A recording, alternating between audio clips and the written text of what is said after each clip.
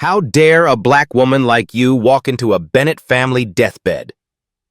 Victoria Bennett Crawford's diamond ring flashed as she ripped the envelope from Amara's hands, throwing it across the hospital floor.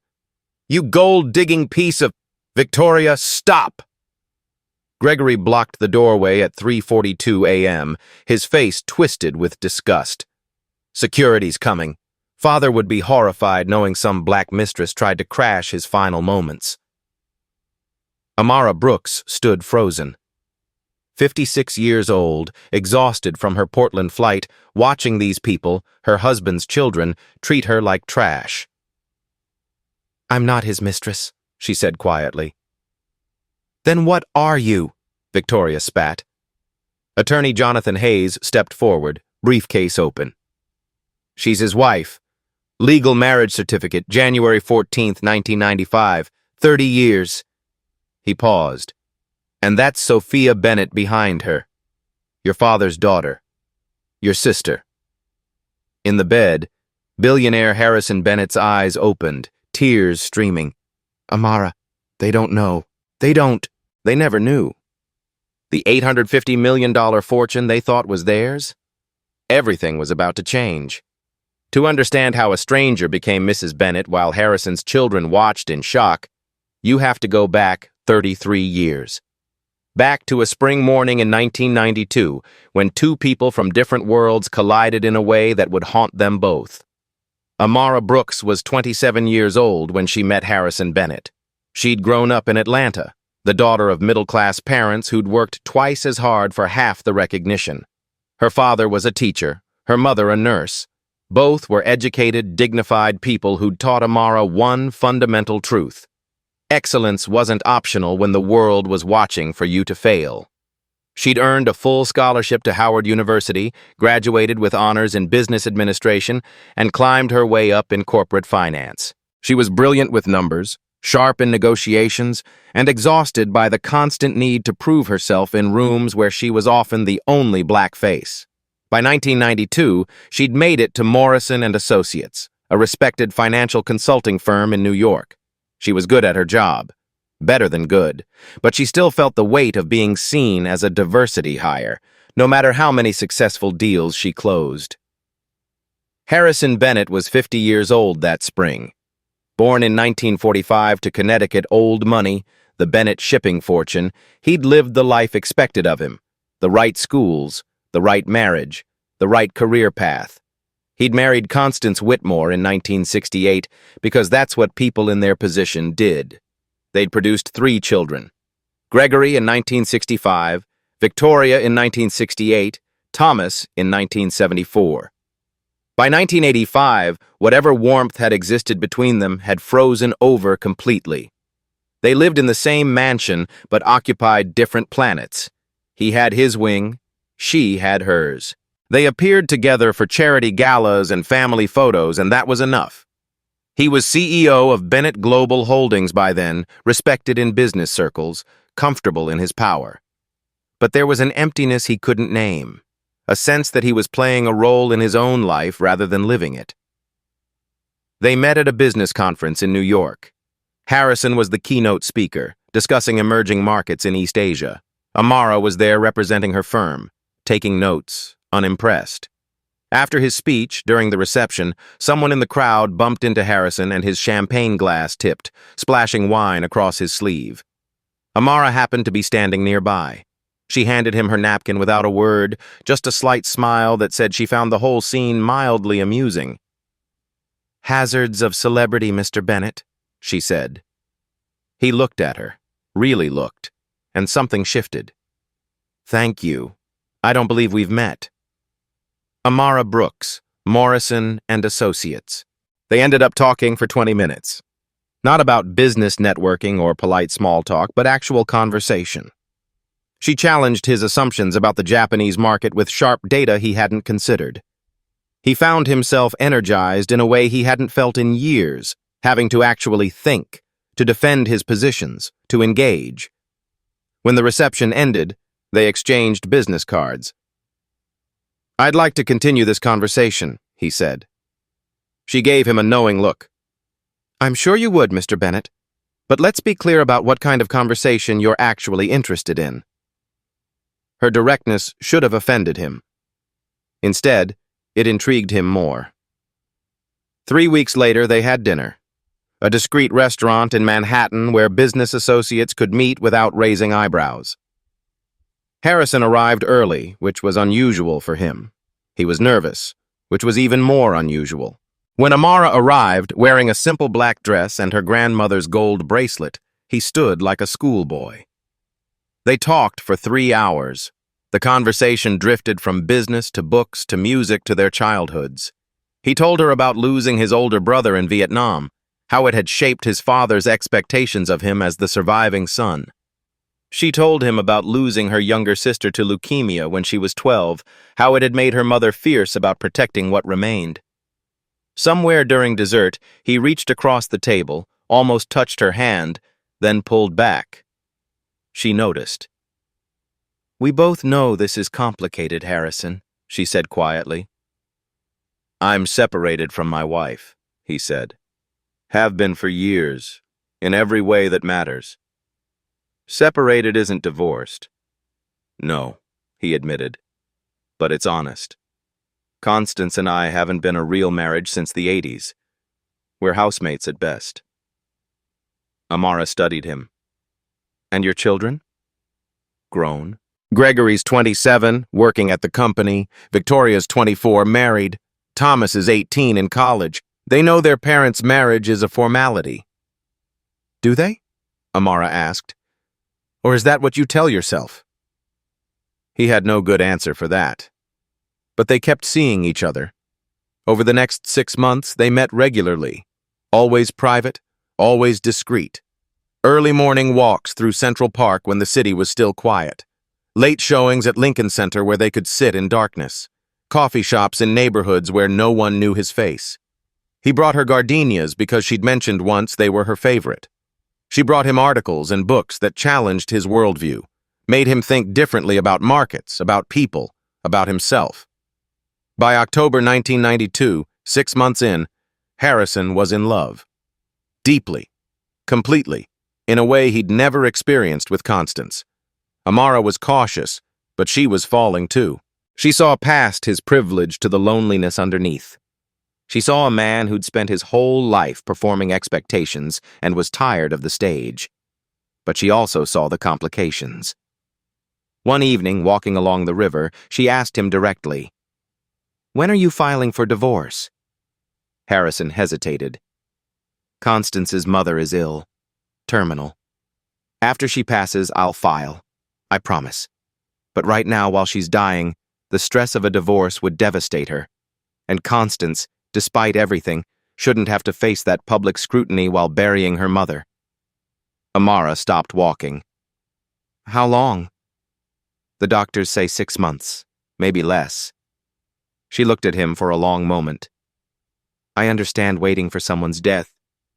I do. But Harrison, I need to know this is real. That I'm not just a midlife crisis you'll walk away from when it gets complicated." He took her hands. "You're the most real thing in my life, Amara. I promise you that." It was the first promise. The first delay. December came. They slept together for the first time. January 1993, and they were fully in love. Amara had stopped being cautious. Harrison had stopped questioning whether this was right. They simply were. But Amara also started advising him privately on business deals. Her insights were extraordinary. She had an instinct for emerging markets, for timing, for risk assessment that was sharper than anyone on his board. Several of his most profitable moves in the early 90s were based on her analysis. He came to depend on her intellectually as much as emotionally. But publicly, she remained invisible. Constance's mother died in June 1993. Harrison didn't file for divorce. "The estate needs to settle first," he explained. "It's complicated. There are trusts involved. After it's resolved." September 1993. Victoria's wedding was planned for October. "After the wedding," Harrison said, I don't want to overshadow her day with family drama. She deserves one perfect moment. Spring 1994. A major business merger was underway. After this deal closes, he told Amara, if I appear personally unstable right now, the board could tank the whole thing. Hundreds of jobs are on the line, just a few more months. Amara listened to each excuse. Each one sounded reasonable. Each one felt like a tiny death. But she loved him, and she believed he loved her. So she waited. In August 1994, 2 years into their relationship, Harrison finally filed for divorce. Constance didn't contest it. She was, in fact, relieved. Their marriage had been a cold performance for so long that ending it felt like mercy. But she had one condition. You will not parade some inappropriate woman in front of our children or in society, she told him. I'll give you the divorce quietly, quickly, with minimal settlement demands, but I expect discretion. Harrison agreed. The divorce was finalized in December 1994. On New Year's Eve, Harrison proposed to Amara. She said yes. On January 14, 1995, they married at City Hall. It was a small ceremony. Amara's parents were there, thrilled but concerned. Harrison's assistant, Edward Mills, was there as witness. No one else. Amara wore a simple white dress. Harrison wore a suit. They exchanged rings and vows and became Mr. and Mrs. Harrison Bennett in the eyes of the law. We'll go public soon, Harrison promised as they left City Hall. I just need to manage the family's reaction carefully. 6 months. I'll tell them after things settle. Amara, 27 years old, newly married, wanted to believe him. She was Mrs. Harrison Bennett now. That was real. The rest would follow. But it didn't. Harrison maintained his primary residence at the Bennett estate in Connecticut. For appearances, he said. For business access. He purchased a beautiful townhouse for Amara in Brooklyn Heights. But it was held in a trust, not his direct name. For tax purposes, he claimed. He split his time. Public life in Connecticut with business associates and his adult children. Real life with Amara in Brooklyn. She quit her corporate job, partly at his request. I'll take care of you, he said, partly from her own exhaustion with fighting for recognition in white-dominated finance. She started consulting from home, managing investments. She was quite good at it, but she was also quite alone. The months passed. 1995 became 1996. Harrison's excuses multiplied. Gregory is struggling with his confidence at the company. If I announce a new wife now, especially, it would destabilize him. He's finally finding his footing. Just 6 more months. We're taking the company public next year. My personal life needs to look stable and traditional for the IPO. After it succeeds, we'll make our announcement, I promise. My mother is declining. She's 83. If she found out now, the stress could kill her. After she passes, I'll tell everyone. No more delays. Each promise sounded reasonable in isolation. Each delay felt like Amara was being erased a little more. Harrison's mother died in March 1998. The funeral was large, formal, filled with Connecticut society. Amara watched the news coverage from Brooklyn. She wasn't there. Couldn't be there. No one knew she existed. When Harrison came to Brooklyn that night, she was waiting. I should have been there, Amara said quietly. I'm your wife. I should have been at your mother's funeral. I know, Harrison said. I'm sorry. She never knew about you. I couldn't tell her at the end, she was so frail. And having you there would have required explanations I wasn't ready to give. When will you be ready, Harrison? It's been 3 years. After the estate settles, I promise. No more delays after this. Amara looked at him for a long moment. You said that last time. I mean it this time. But October 1998 brought something unexpected. Amara discovered she was pregnant. She was 30 years old. Harrison was 53. When she told him, his reaction was complex.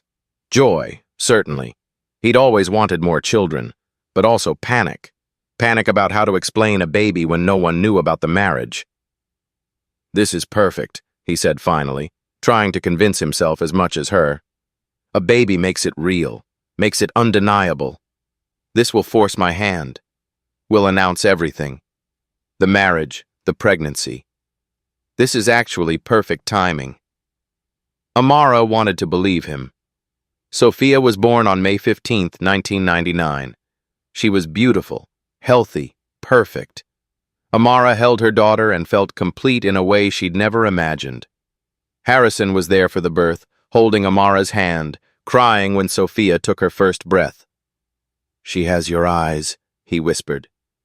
"She has your stubbornness," Amara replied. For 2 weeks, Harrison barely left the Brooklyn townhouse.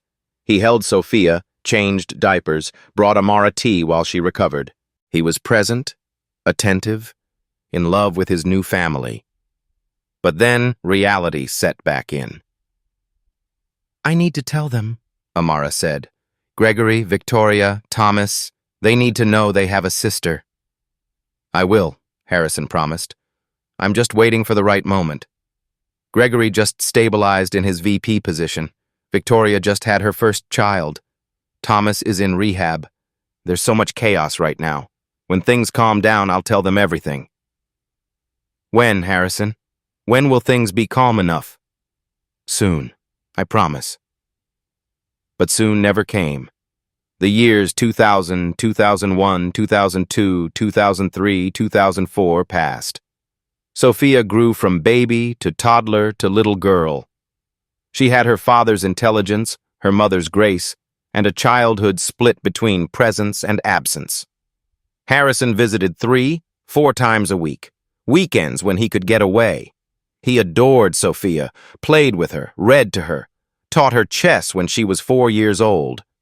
But Sophia also learned early that Daddy didn't live with them, that Daddy had another house, that she couldn't visit Daddy's work, or meet Daddy's other family, or tell people at school who her father really was. "Why doesn't Daddy live here?" Sophia asked when she was 5. Amara had no good answer. "Daddy has work obligations, sweetheart." "Other kids' daddies have work too, but they still live at home." Amara looked at her daughter and felt something crack inside her chest. May 15th, 2005. Sophia's 6th birthday. Amara threw a small party at the Brooklyn townhouse. Amara's parents were there, some neighborhood friends, a few kids from Sophia's kindergarten class. Sophia kept watching the door. "Is Daddy coming?" she asked. "He promised he would," Amara assured her. But 3 o'clock came and went. 4 o'clock, 5. The party ended. Harrison never showed. At 7 that evening, Sophia was in bed when Harrison finally called. "I'm so sorry," he said. "Emergency board meeting. A crisis with the Tokyo office. I couldn't get away." "I'll make it up to her. I promise." Amara had watched her daughter's face fall every time the doorbell rang and it wasn't Daddy. She'd watched Sophia blow out candles with a smile that didn't reach her eyes. "You always promise, Harrison," Amara said quietly. "But your promises don't mean anything anymore." That night, after Sophia was asleep, Amara stood in her bathroom looking at herself in the mirror. She was 37 years old. She'd been married for 10 years. Her husband's children didn't know she existed. Her daughter thought it was normal for fathers to be part-time visitors. What was she teaching Sophia about her own worth? Fall 2005. Amara made a decision. Harrison came to Brooklyn on a Thursday evening. Sophia was at her grandmother's house. Amara had timed this carefully. She needed to say what needed saying without their daughter hearing.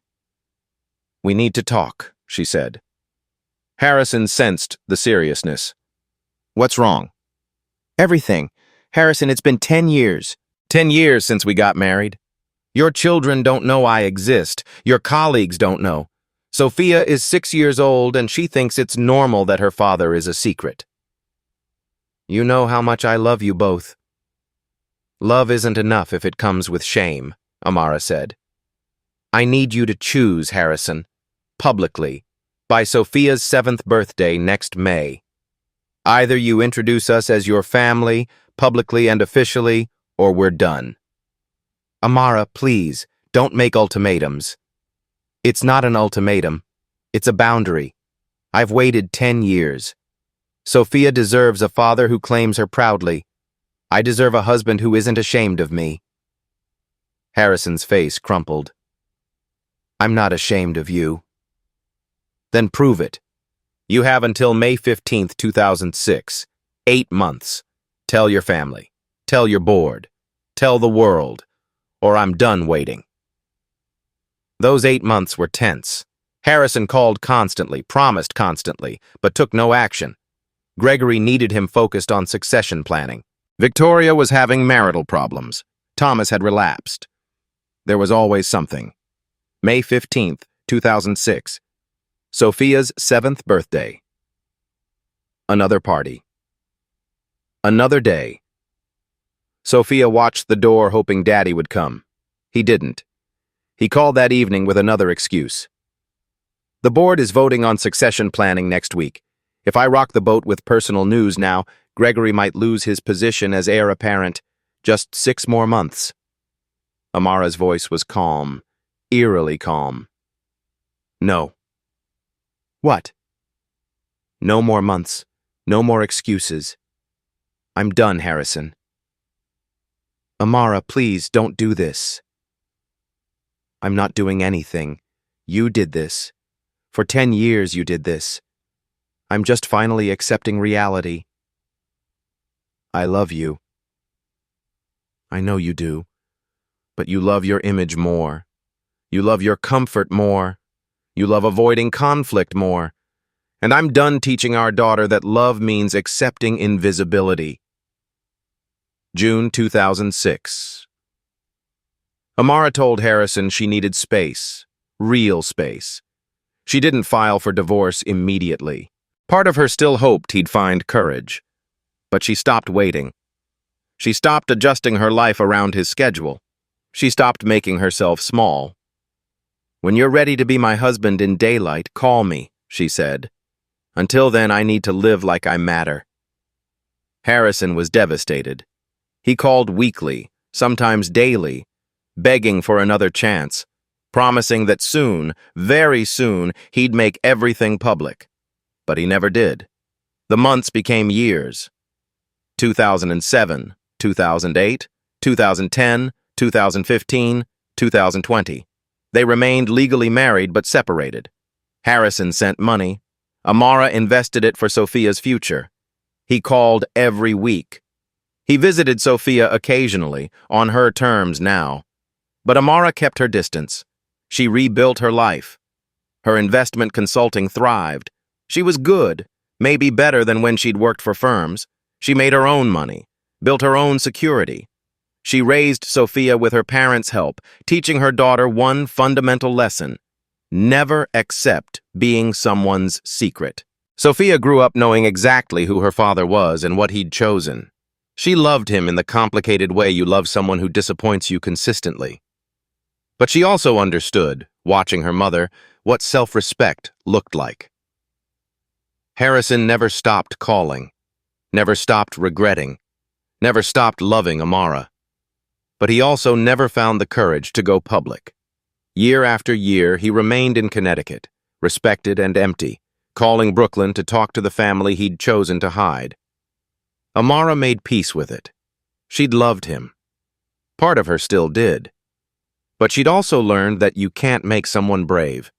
You can only choose whether to diminish yourself waiting for them. In 2019, Amara moved to Portland, Oregon. A fresh start. Sophia was 20 by then, living in Seattle working in tech. Amara wanted distance from New York, from Connecticut, from the ghost of waiting. She changed her professional name slightly, went by Amara Brooks in business, though legally she remained Brooks Bennett. She bought a small house with a garden. She consulted, invested, lived quietly. Harrison still called every Sunday. Sometimes she answered. Sometimes she didn't. November 2024. 18 years after their separation. Harrison was 79 years old. He'd been feeling unwell for months. Fatigue, weight loss, a persistent cough he'd ignored. Finally, his doctor insisted on tests. The diagnosis came back on a Tuesday. Stage 4 pancreatic cancer. Aggressive, advanced. The oncologist was gentle but clear. With treatment, perhaps 6 to 8 weeks. Without treatment, less. Harrison sat in the doctor's office alone. Gregory, Victoria, and Thomas didn't know yet. He'd gone to the appointment by himself, expecting routine blood work results. "How long?" he asked. "I'm sorry, Mr. Bennett. Weeks, not months." He was dying. Actually dying. And the first person he thought of wasn't his children at the estate. It was Amara. Amara in Portland, 3,000 miles away, who he hadn't seen in 18 years. He tried calling her number. It had changed. He tried her old email. No response. He called Sophia. "Dad?" Sophia's voice was surprised. They talked occasionally, but the relationship was distant, polite. "I need your mother's number," he said. "Why?" "I'm sick, Sophia, really sick. I need to talk to her." There was a long pause. "How sick?" "Dying sick." Another pause. "I'll ask her if she wants you to have it. I'm not giving it without her permission." That night, Sophia called Amara. "Mom, Dad called. He says he's dying and needs to talk to you." Amara was in her Portland garden when the call came. She'd been planting bulbs for spring. Her hands were covered in soil. "Dying how?" He didn't say, just that it's serious. Amara sat down on her porch steps. She was 56 years old. She hadn't seen Harrison in 18 years. She'd built a life without him. She was at peace. "Tell him I'm sorry he's unwell," Amara said carefully. "But I don't think there's anything left to say." "Mom, he sounded scared." "People get scared when they face consequences. That's not my responsibility anymore." But 2 days later, a different call came. Jonathan Hayes, attorney. "Mrs. Brooks Bennett, I'm Jonathan Hayes. I represent Harrison Bennett. He's asked me to contact you. He's been diagnosed with terminal pancreatic cancer. Weeks to live, possibly less." "I'm sorry to hear that," Amara said, "but I'm not sure why you're calling me." "Mr. Bennett has been revising his will. There are things you need to know. Things about his estate, about provisions he's made. But more than that, Mrs. Bennett, he's asking to see you. He says there are things he needs to tell you before he dies." "I don't want his money, Mr. Hayes." "I understand, but this isn't about money. Or it's not only about money. He says he's finally doing something he should have done 30 years ago, and he's running out of time." Amara stood in her kitchen, phone pressed to her ear, looking out at the garden she'd planted, a life she'd built, peace she'd earned. "He's had 30 years to do the right thing," she said. "I know, Mrs. Bennett. He knows. That's why he's asking now. He may not last the month." Amara closed her eyes. Part of her wanted to say no, to protect the peace she'd built. But another part, a part she'd thought she'd buried, remembered the man she'd loved. The man who'd brought her gardenias and held her through grief and been her best friend before he became her greatest disappointment. "I need to think about it," she said. She called Sophia that night. "Your father's dying, weeks maybe." His attorney called. "I know. He called me too, said he wants to see both of us." "What do you want to do?" Amara asked. "I don't know, Mom. I said goodbye to him years ago. I don't know if I need to do it again. But maybe I'm still angry. Maybe I need to say things I never got to say." "Then maybe we both need this," Amara said quietly.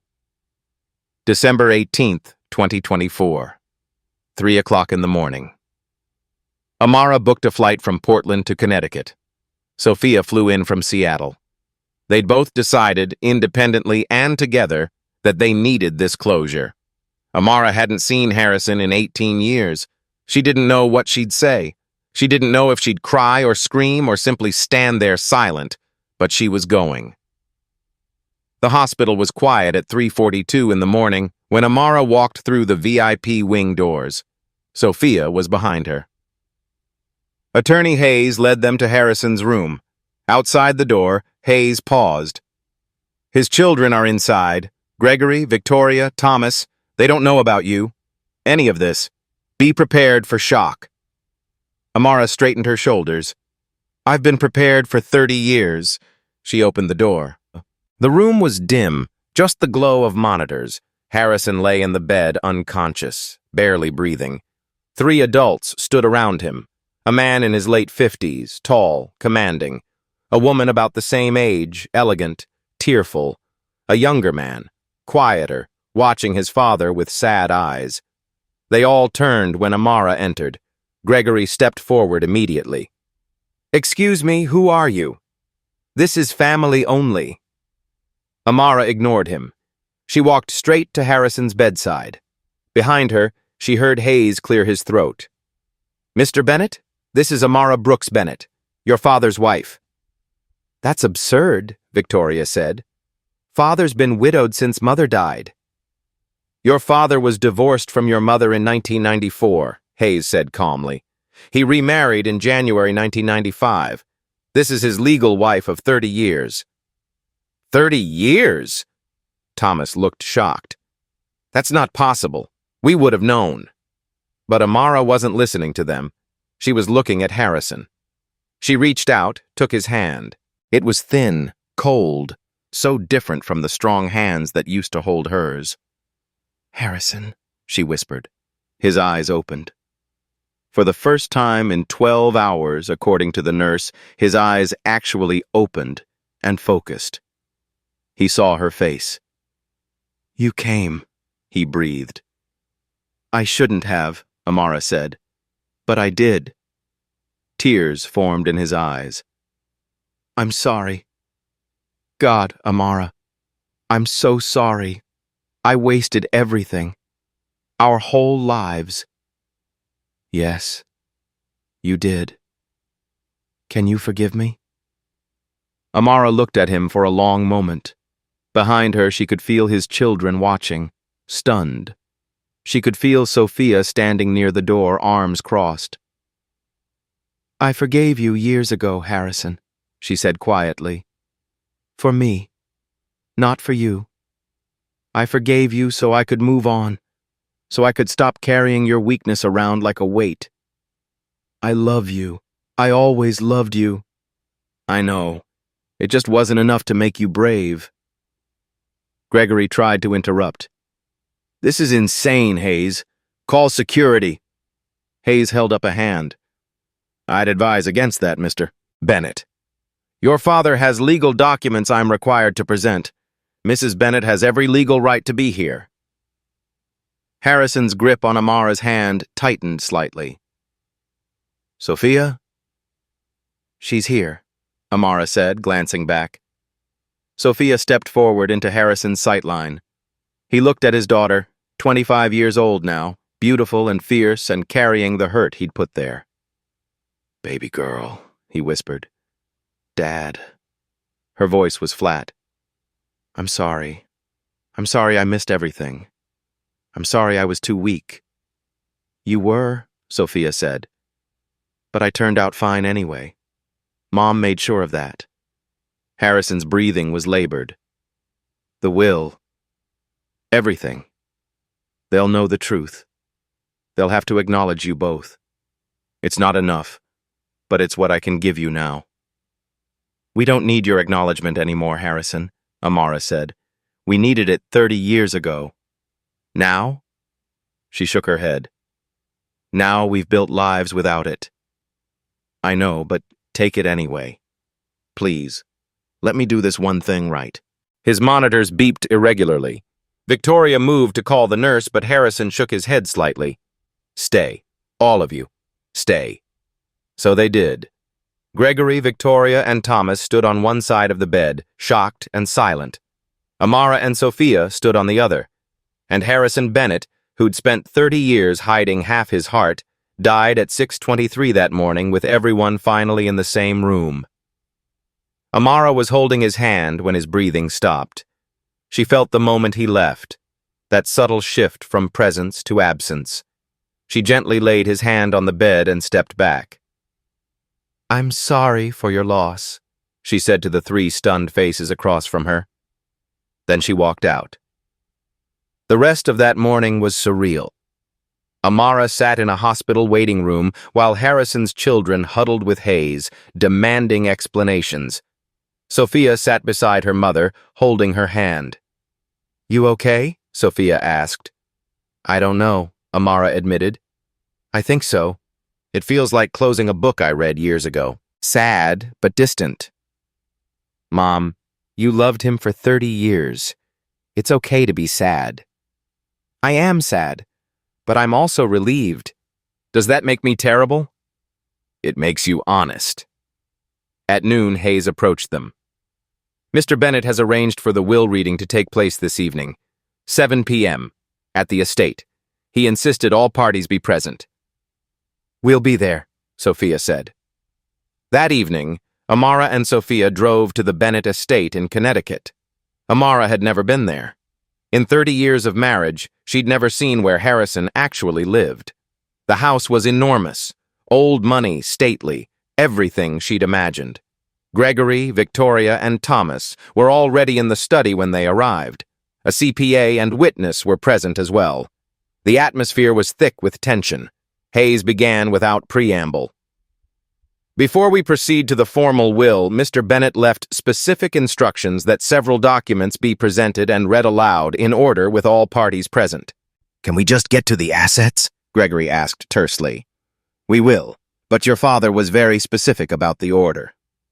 Hayes opened the first envelope. "This is a certified copy of a marriage certificate." He read, "Harrison Bennett and Amara Brooks, married January 14, 1995, New York City, witnessed by Edward Mills and notarized." "I want that authenticated," Gregory said immediately. "Already done, by 3 separate firms at your father's request. It's legitimate and legal." Victoria stood up. "This is impossible.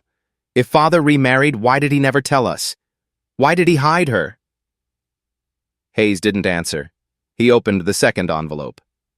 "Birth certificate, Sophia Bennett, born May 15, 1999. Father, Harrison Bennett. Mother, Amara Brooks Bennett." All eyes turned to Sophia. She met their gazes steadily. "Hello, half-siblings. I'm Sophia, your sister. Surprise." "This is a con," Gregory said flatly. "They're con artists." Amara spoke for the first time since entering. "I haven't asked for anything. I didn't even know about this will until 3 days ago. I came because your father asked me to. That's all." Thomas, the youngest, spoke quietly. "How old are you?" 25, Sophia said.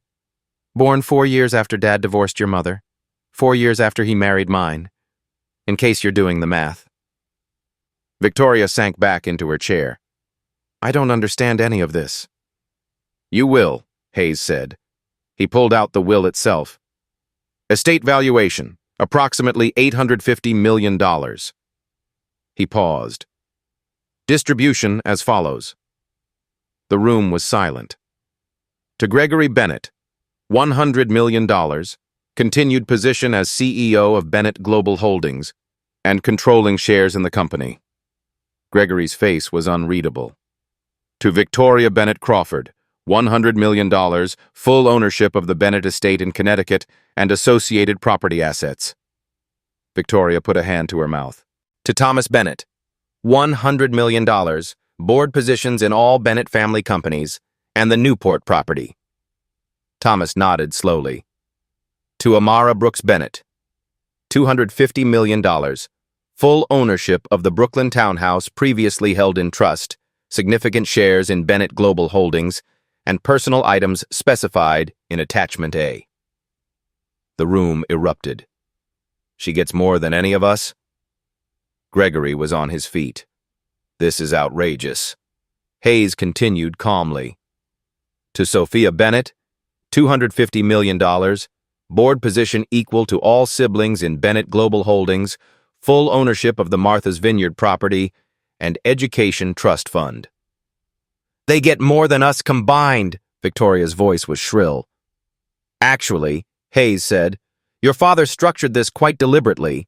As his legal wife of 30 years, Mrs. Brooks Bennett was entitled to half of everything, $425 million. He limited her portion to $250 million to ensure you all received substantial inheritances. He was, in his words, trying to be fair to everyone. Sophia laughed bitterly. Fair? That's one word for it. Hayes wasn't finished. Finally, $50 million is allocated to establish the Brooks Bennett Foundation, focused on racial equity in business, to be managed by Amara Brooks Bennett and Sophia Bennett. Why? Victoria asked. If she was really his wife, why did he hide her all these years? Sophia's voice was sharp. Why do you think? Hayes pulled out a tablet. Your father recorded a personal message. He insisted all parties view it together. He pressed play. The screen showed Harrison in a hospital bed 2 weeks before his death, weak but still commanding attention. He looked directly into the camera. If you're watching this, I'm gone. And I owe all of you the truth. I was too cowardly to speak while alive. His voice was tired but clear. Gregory, Victoria, Thomas, you're angry, confused, maybe disgusted. Direct that at me, not at Amara or Sophia. I lied to you for 30 years. I had a wife and a daughter and I hid them like I was ashamed. But I wasn't ashamed of them. I was ashamed of myself. Ashamed that I fell in love with a brilliant, beautiful black woman and was too weak to defend that love publicly. Victoria's hand went to her mouth. Thomas looked down. Gregory's face was stone. I met Amara in 1992. Your mother and I were already divorced in everything but paperwork. I fell in love for the first time in my life at 50 years old. I divorced your mother in 1994. I married Amara in January 1995. And then I hid her. I promised we'd go public after this, after that, after the next thing. I broke every promise. For 10 years she waited, and then she stopped waiting. In 2006, she gave me an ultimatum. Claim us publicly or lose us. And I lost them. Because I was a coward. Amara wiped her eyes quietly. Sophia was born in 1999. My daughter, your sister. She's brilliant, fierce, moral in ways I never was.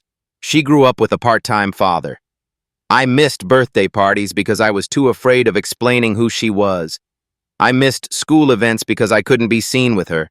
She learned early that her father loved his reputation more than his family. She deserved so much better. Sophia's jaw was tight. For 18 years, I've been separated from Amara. We never divorced. Legally, she remained my wife. But in every meaningful way, I lost her in 2006. I called every week, begged for another chance, promised I'd go public soon, but soon never came. She built a life without me. She raised our daughter alone. She invested the money I sent and made herself financially independent. She didn't need me, and I sat in that big empty house being respectable and hollow. Harrison's image on the screen looked directly at the camera. I'm dying now, and facing death finally gave me the courage I lacked in life. This will, this video, this public acknowledgement is 30 years too late. But it's all I have. Amara, if you're watching, I loved you every single day. I just didn't love you bravely. I'm sorry. Sophia, I failed you as a father. You deserved to carry my name proudly, not hidden. I hope this foundation, this recognition, begins to make amends. He paused, breathing labored. Gregory, Victoria, Thomas, and Sophia, you're siblings. You share my blood. What you do with that is your choice. You can fight, contest this will, destroy each other in courts and tabloids. Or you can do what I couldn't. Be brave enough to choose connection over prejudice. I hope you're better than I was." His voice dropped lower. "My biggest regret isn't business failures or missed opportunities. It's 30 years of dinners Amara ate alone. Birthday parties I missed. A daughter who grew up explaining why her father was never there. The moments I traded for respectability left me completely empty. Don't make my mistake. Love bravely. Live honestly. It's the only thing that matters." The screen went black. The study was silent for a long moment. Finally, Thomas spoke. He was right. He was a coward. He looked at Amara. "And you stayed married to him anyway?" "I loved him," Amara said simply. "People make foolish choices for love." "But you left," Thomas said. "I chose myself. Finally." Victoria's voice was small. "I don't know how to process this." Gregory stood abruptly. "The will is ironclad, I assume?" Hayes nodded. "Your father anticipated contests. Anyone who legally challenges it forfeits their entire inheritance to charity." "Of course he did." Gregory looked at Amara for a long moment. "Did you love him? Really?" "Every single day for 30 years, Amara said. "Even after I left. Even when I shouldn't have." Gregory's expression flickered. "And he chose us over you. Chose protecting us from the scandal of having a black stepmother over protecting you." "He chose fear," Amara corrected. "Over everyone." 5 years later, in November 2029, the Brooks Bennett Foundation held its annual gala in Manhattan. The foundation had grown to a $200 million endowment. 50 scholarship recipients were honored that night. 25 new Black-owned businesses had been funded that year. It had become a major force in addressing racial equity in corporate America. Sophia, now 30, stood at the podium as executive director. She'd grown into her role beautifully. Sharp, compassionate, strategic. Beside her on stage, Amara at 61 served as chairman of the board. And sitting on the board beside them, surprisingly, was Thomas Bennett. He'd joined in year 2. Slowly, cautiously, he'd reached out to Sophia. Coffee meetings, then dinners, long conversations about their father, about regret, about what family could mean. He'd told her once, "I'm sorry I didn't know you sooner. I wish I'd had the courage to ask Dad the questions I should have." Now they texted regularly, had dinner monthly. He'd become the brother Sophia never knew she needed. Victoria was in the audience that night. She approached Amara during the cocktail hour, nervous. "My therapist says I should tell you I'm sorry," Victoria began. "She's right. I am. For how I reacted that night. For the assumptions I made. The prejudices I didn't question because they were comfortable." Amara studied her for a moment. "Your father's choices weren't your fault. But my reaction was my choice. I've spent 5 years in therapy realizing how much racism I absorbed without ever examining it. I'm trying to do better. For my children. So they don't inherit what I did." Sophia joined them then. Victoria turned to her. "I'd like to get to know you. As my sister. If you're willing." "I'd like that," Sophia said after a pause, "but it'll take time." "I understand." Gregory hadn't come. He maintained a professional relationship with Sophia regarding company business, but the personal reconciliation hadn't happened. He'd acknowledged her publicly once in a business magazine, calling her my father's daughter. It was something. Small, but something. Later, Amara stepped onto the balcony, city lights spreading below. Sophia found her there. "You okay, Mom?" "I'm good, baby. Actually good. Do you regret it? The 30 years? Amara considered the question. "I regret what he missed. All the moments he chose to hide from. But I don't regret loving him. Or you. Or learning to love myself enough to walk away when I had to. I wish he'd been braver sooner." Me too. But he was brave at the end. And that gave you this. She gestured to the gala, the foundation, the full room of people benefiting from the work they'd built. It's not the same as having a father who claimed you from the start, but it's something. It is something, Sophia agreed. They stood together for a moment, mother and daughter, looking at the life they'd built from the ashes of broken promises. Inside, the program was starting. Sophia returned to the podium. Amara watched from the doorway as her daughter addressed the crowd. My father told me once, in secret, that truth always surfaces. He was right. But courage determines when. He found his courage at the very end, literally on his deathbed. And that moment changed everything. Not just inheritances or foundations, but the simple fact that I can stand here tonight and say, I am Sophia Bennett. Not a secret, not hidden, not ashamed. Just here. Fully here. The room applauded. Thomas was on his feet. Victoria wiped her eyes. Even Gregory, watching from a live stream somewhere, might have felt something shift. Amara touched her grandmother's gold bracelet, the one she'd worn for 30 years. The engraving caught the light. Truth endures. She smiled. Small, private, at peace. She'd shown up at Harrison's deathbed after 18 years apart, not because she needed him anymore, but because she'd needed to close that chapter with grace. And in that final moment, death had forced him to do what life never could. Tell the truth.